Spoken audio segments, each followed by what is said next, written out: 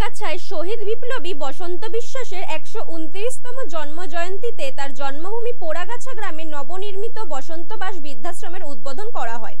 সৌজন্যে সকলের কাছের মানুষ, কাজের মানুষ, রাজ্যের মন্ত্রী উজ্জ্বল বিশ্বাস ও শ্রীমতী মীনাক্ষী বিশ্বাস।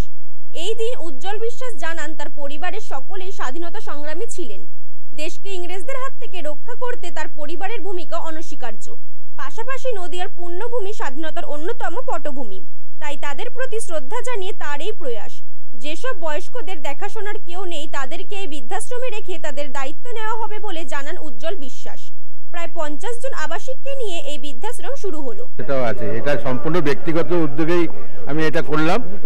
হ্যাঁ, কিন্তু অল্প পয়সা নিশ্চিতভাবে একেবারে তো বিনা পয়সায় করা যায় না, কেননা তাহলে তাদের জন্যে খুব সামান্য পর্যায়ে তাদের উপর কিছু ইয়ের বিনিময়ে আজকে এখানে সুযোগ দিয়েছি এবং 50 জন নিয়ে আপাতত শুরু করলাম এবং তাতে আশা করি যে এখানে উপরে দোতলা প্রায় লিফট করেছি।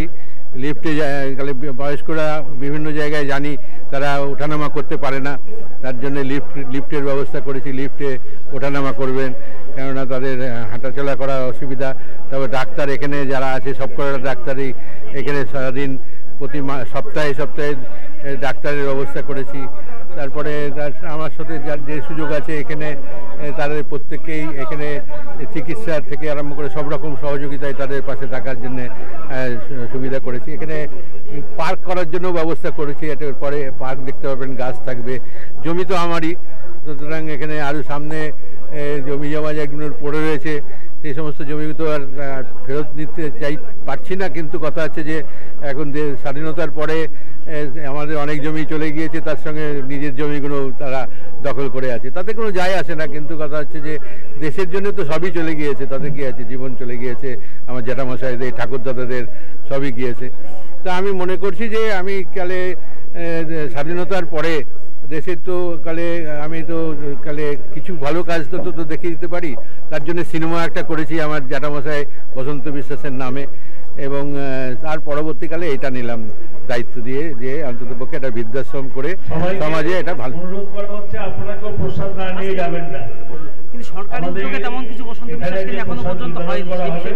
চেষ্টা করছি সরকারকে বোঝানোর জন্য যে অন্তত বসন্ত বিশ্বাসের জন্য কিছু ব্যবস্থা করে যায়, কেননা বসন্ত বিশ্বাসের ফাঁসির অর্ডার হওয়ার পরে তার দেহটা পর্যন্ত আমাদের পরিবারকে দেওয়া হয়নি, এবং এত কষ্ট করার পরেও আমরা কিন্তু আমাদের অন্তত বসন্ত বিশ্বাস সবথেকে বেশি রাসবিহারী বসুর পরিবার তাকে ভীষণভাবে নিজের পরিবার মনে করে। আমরা আমাদের পরিবার আমাদের বসন্ত বিশ্বাসকে নিয়ে গর্ব করি।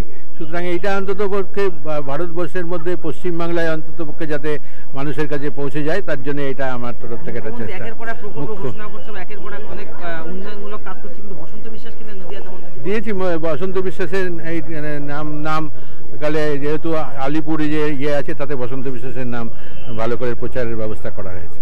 শহীদ বসন্ত বিশ্বাস যিনি আছেন উনি নদিয়া জেলার ঐতিহ্যের মধ্যে একজন খুব গুরুত্বপূর্ণ স্বতন্ত্রতার জন্য সংগ্রামী যিনি আছেন ওদের মধ্যে খুব গুরুত্বপূর্ণ। আজকে ওনার নাম দিয়ে মাননীয় মন্ত্রী শ্রী উজ্জ্বল বিশ্বাস এখানে একটা বৃদ্ধাশ্রম করেছেন, সেটার জন্য খুবই আমার শুভেচ্ছা, এবং আমরা জেলা প্রশাসনের পক্ষ থেকে এটা আমরা ওনাদেরকে ধন্যবাদ জানাতে চাই কি উনি এরকম একটা ভালো উদ্যোগ নিয়েছেন। আজকের দিনটা আমাদের কাছে অত্যন্ত গর্বের এবং আনন্দের দিন, কারণ শহীদ বসন্ত বিশ্বাস যার নাম ইতিহাসের পাতায় আছে, আমাদের নদিয়ারই তিনি সন্তান। এই পোড়াগাছা গ্রামে তাঁর জন্ম।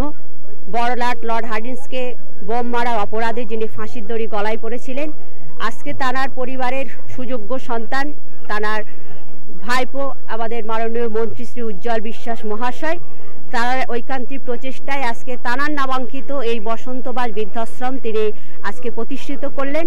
আমাদের প্রত্যেকেরই একটা নৈতিক দায় এবং দায়িত্ব থাকে সেটাকে প্রতিষ্ঠিত করা, কারণ বসন্ত বিশ্বাস শুধু নাম নাই, আমাদের কাছে একটা আবেগ, একটা ভালোবাসা। এবং আমরা আজকে এই বসন্ত বিশ্বাস বৃদ্ধাশ্রম আজকে বৃদ্ধাবাস উদ্বোধনের মাধ্যমে মানুষের কাছে একটাই বার্তা দিতে চাই, আমরা আবারও সেই ইতিহাসের পাতায় আমরা ফিরে গেছি এবং মানুষ বেঁচে থাকে তার কর্মের মধ্য দিয়ে। বসন্ত বিশ্বাসের নামটা আবারও একবার নদিয়ার ইতিহাসের পাতায় নামাঙ্কিত হলো এবং তার যে দায়িত্ব নিয়ে করেছেন আমাদের মাননীয় মন্ত্রী, আমাদের অভিভাবক, আমাদের শ্রদ্ধেয় দাদা মাননীয় উজ্জ্বল বিশ্বাস মহাশয়, আমরা তার পাশে আছি। আগামী দিনে আমাদের কোনো সহযোগিতা দরকার যদি হয়, আমরা যদি কোনো সহযোগিতা করতে পারি, সেটা আমাদের কাছে অনেক বড় একটা পাওনা বলে আমরা মনে করি।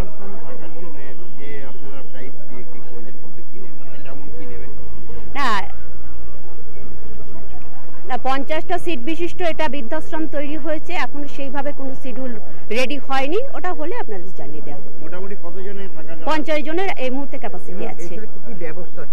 না বৃদ্ধাশ্রমে একটা মানুষ থাকতে গেলে তার যা অ্যাকোমোডেশন দরকার নিশ্চয়ই সবই থাকবে। Bureau report, channel 10।